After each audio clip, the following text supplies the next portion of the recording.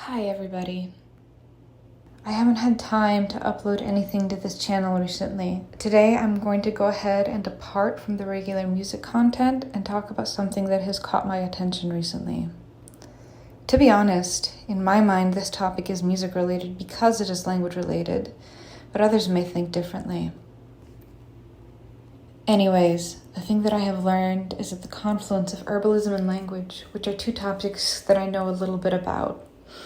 I have been reading a book about the world's linguistic diversity, and in this book, evidence is provided that small, localized languages, the ones most at risk of extinction due to globalization and industrialization, have highly specialized words that are used to describe their unique environments. The achievements of these languages are often far beyond the scope of so-called advanced science. They usually have distinct vocabulary for species that Western scientists have not even begun to categorize.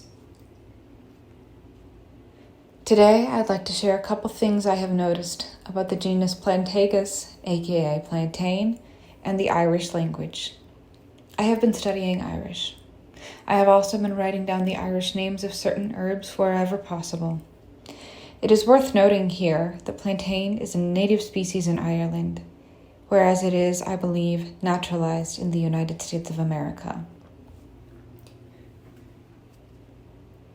In English, all varieties of this plant are called plantain.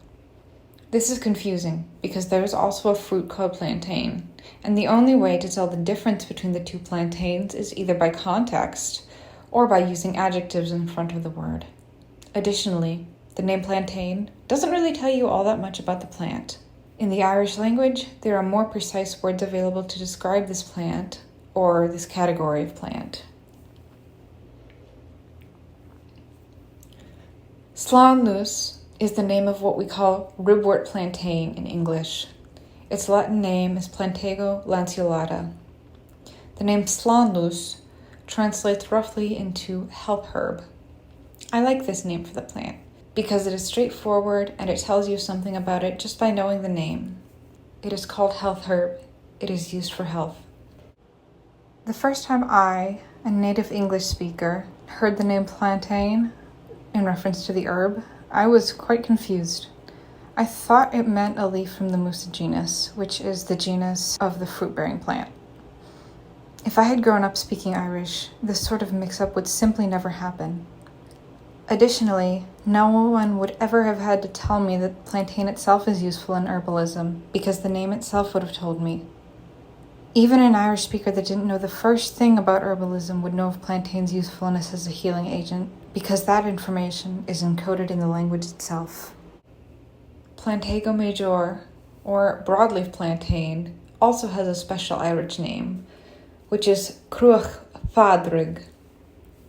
This translates roughly to St. Patrick's Stack and corresponds to the name of a mountain in County Mayo, Ireland.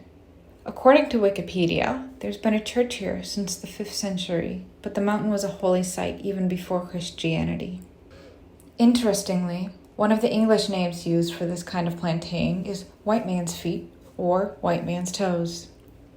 That is because in the United States of America, the plants appeared alongside the European settlers, wherever the white man stepped.